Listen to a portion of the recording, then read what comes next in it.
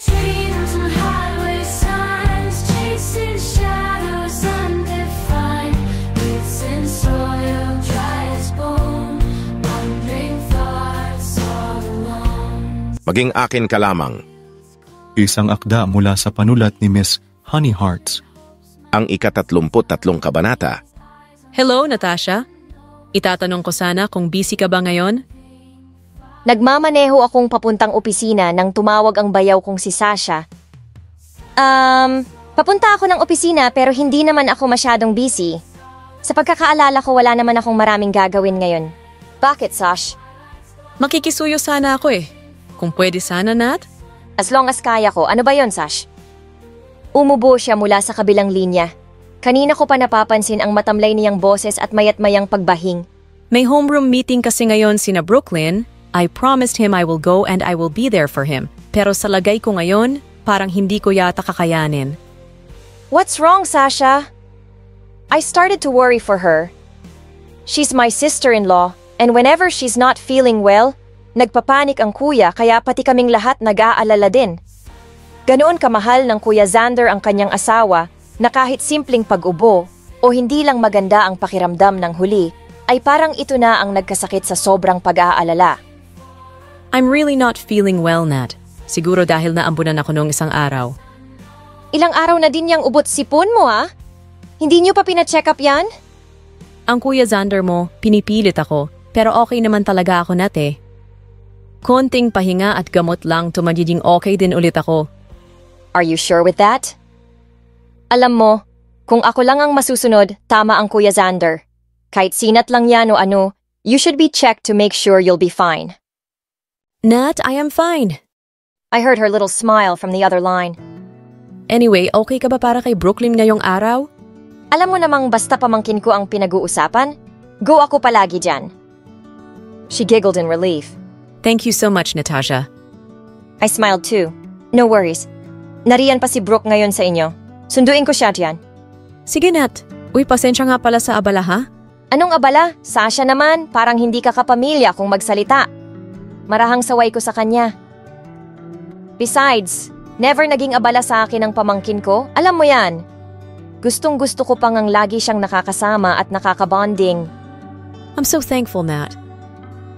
Imbes na sa opisina ay dumiretso ako sa bahay ni na Sasha. Tita Natasha. The little boy ran to me and hugged me when I arrived. Naka-school uniform siya at mukhang handa na rin sa pag-alis. Wala silang pasok ngayon dahil may meeting naman.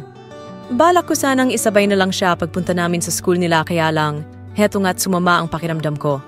Sasha explained to me. I nodded. Marahang dinampi ko ang likod ng palad ko sa kanyang noo para tingnan kung mainit siya, hindi naman masyado at mukha ngang sinat lang. Are you sure you're okay? I asked again. She nodded, making sure. Siya, if you're not, tumawag ka na agad kay Kuya Zan, ha? O di kaya na may sa amin, sa akin to get you checked. Ngumiti ulit siya tumango. Yes, Nat. Actually, tatawagan ko na sana si Xander kanina. Kaya lang bigla kong naalalang may appointment siya with some of our business partners. Tumango ako. Yeah, buti na lang at tinawagan mo din kaagad ako. Anyway, ikaw ba? Baka kailanganin ka din doon?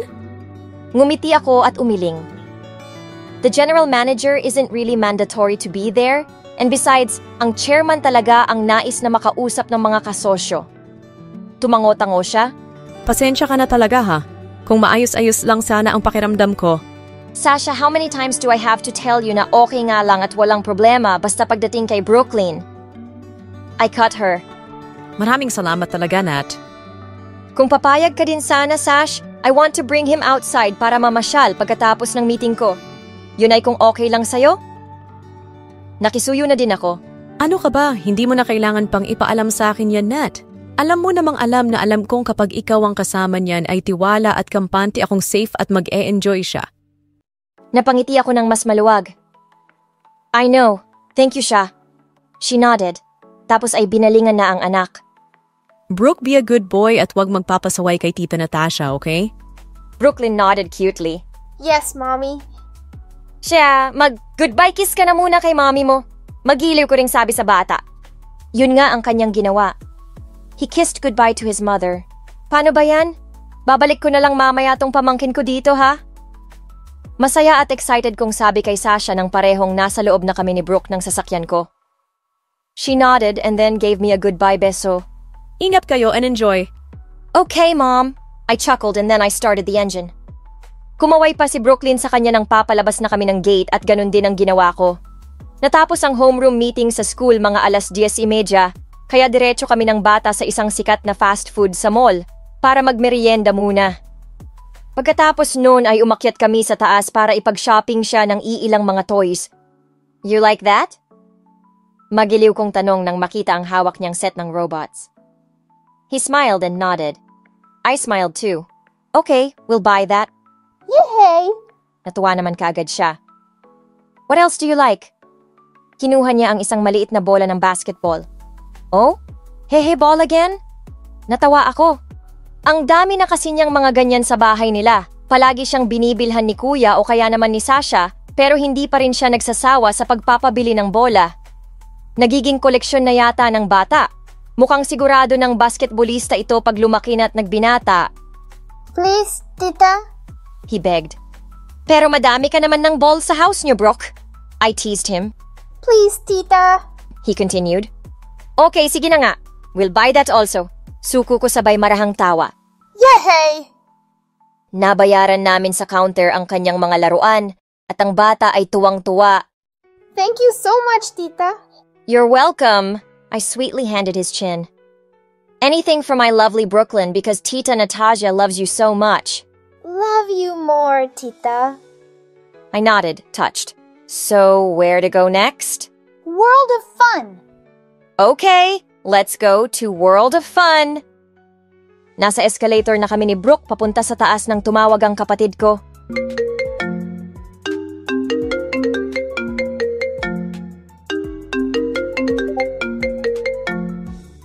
Kuya Zan? Nat, Brooklyn's with you now, sabi ni Sasha? He asked. Yes, Kuya. Nakauwi ka na? Nagkita na kayo ng wife mo? Yes, she's sick right now. Kaya ikaw daw muna ang pinakiusapan niyang sumama kay Brooke sa school. Oh, Kuya. Buti at umuwi ka na. Mas magandang maalagaan mo si Sasha dyan. Yeah, we'll go for a check-up later. Kung hindi pa ako umuwi ng maaga, hindi ko pa malalaman dahil hindi man lang nagsasabi sa akin o kaya'y tinawagan at tinext ako na hindi pala maganda ang pakiramdam niya. She's also insisting that she's just okay. But I want to make sure, so nagpa-appointment ako sa personal doctor namin at pupunta yon mamaya rito para ma-check siya. Mahaba at seryosong sabi ng Kuya. How about you? Okay ka lang? You sound tensed and so serious. Yun na nga eh. Hindi kasi nagsasabi ka agad para naipa-cancel ko na lang yung appointment with some business partners. Okay lang naman ma-postpone yun sa ibang araw eh. Pinakamahalaga pa rin para sa akin ang kalagayan at kalusugan nilang mag-iina ko. Nilang dalawa ni Brooke. Now, he sounds a bit frustrated. I know that, Kuya. Naiintindihan ko naman talaga siya. He's a father and a husband. At mahal na mahal niya ang kanyang pamilya. Kaya ganyan na lang siya kung maka-overreact. But relax, Sasha will be fine. Yeah, she will be. I even heard him nod from the other line. Anyway, thanks for being there for my son, Natasha. Siyempre naman! Pamangkin ko to, Kuya eh. I laughed a little. Finally, I heard him smile from the other line. I want to talk to Brooke, Nat. Can I? Yeah, sure. Sinunod ko ang Kuya Xander at ni-loudspeaker tsaka tinapat ang cellphone malapit sa bata. Hello, Daddy. Hi, Brooke boy. So, how's school with your tita Natasha? Naging masigla ang boses ng kapatid ko. Fine, Daddy. She took me to the mall after the meeting in school, and then we ate merienda. Masaya namang tugon ng bata sa daddy niya. Wow, that's good to hear. You're still at the mall right now? Yes, Daddy, and Tita Natasha even bought me toys. Wow. Marahang tumawa ang kuya sa kabilang linya sa naririnig na mumunting kaligayahan ng anak. What kind of toys? Robots and ball. Whoa, ball again? Yes, my favorite. Dami mo naman ng ball dito sa bahay, anak. Magiliw kong binalik sa akin ang cellphone para ako naman ang kumausap sa kanya. Hello, Kuya Xander? Haha, Natasha. Binilhan mo na naman ng bola? Tumatawa pa rin siya. Kuya, alam mo namang hindi ko kayang tanggihan ang pamangkin ko lalo pat maliit na bagay lang naman ito kaya hayaan mo na ako. I know because you really love your nephew. And I'm thankful, Natasha. Maraming salamat sa pagmamahal sa anak ko, ha? Sa anak namin ng ate Sasha mo. he said sincerely. No need to thank me. Alam mo namang I can do and I can give anything for my dear pamangkin. Yeah, uhaw na uhaw ka sa bata. Hindi ka pa kasi nag-aanak ng sarilinan mo eh. Ha ha ha! He joked around and laughed hard. I groaned in frustration. Nariyan na naman kami sa pang-aasar niya. Magmula nang mag-asawa ako, 3 taon na ang nakakaraan. Kahit nga nagkahiwalay kami ng taong pinakasalan ko, pero parati pa rin talaga akong inaasar ng kuya ng ganyan. Kuya Xander naman! Haha, just kidding, sis. I hate you, kuya. Hey, I love you more, my little sis. I rolled my eyes in the air. Whatever. Siya, sorry na, hindi na po mga asar. He apologized insincerely. I knew because he's still chuckling.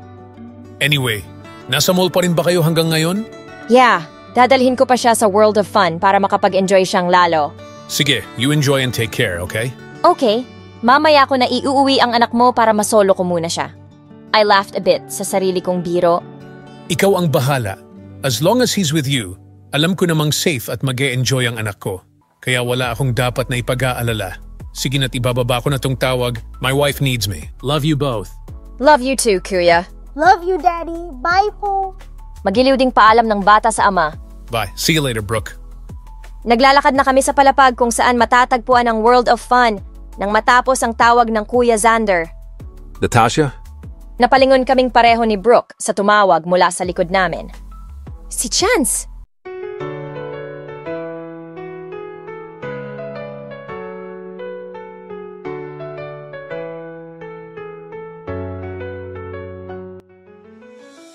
Chance! I exclaimed, feeling surprised with his sudden and unexpected presence here today. Hi, Tito Chance. Brooke smiled and waved to greet him. Chance pat the child's hair. Hello, Brooke. How are you? Fine and having fun so far because Tita Natasha bought me some toys and now we're going to the World of Fun. Wow, really? So you're excited to play at World of Fun? Magiliw niyang patuloy na pagtatanong sa bata. Yes, I am excited. You want to join with us, Tito? Nagulat ako sa kapangahasan ng bata. Yes, he's innocent but he shouldn't have asked that to Chance, especially now that he is maybe busy or what. Brooke. Though Chance has been surprised too, but he smiled and instead of rejecting the invitation of the kid, sinakyan pa ito. I'll go with you if it's okay with your Tita Natasha. Nagulat pang lalo ako. Bakit ako? I looked at him and he just smiled at me. Don't know why my heart melted with that simple smile. Dang, what's wrong with me? Umiwas na nga lang ako ng tingin sa kanya. From the first moment our eyes met, a spark ignited, a love we'll never forget. Through the highs and the lows, we stand strong, hand in hand, where we belong. Whispers of forever in the night, promises of holding each other tight. Itutuloy. Abangan ang susunod na kabanata. With you I'll stay. My love forever, always true. In every heartbeat, it's me and you. Through every storm, through every weather, we'll face it all together. My love forever, endless and pure. In your embrace I find my cure. With every breath, with every letter, I love you more. My love forever. With every sunrise, you're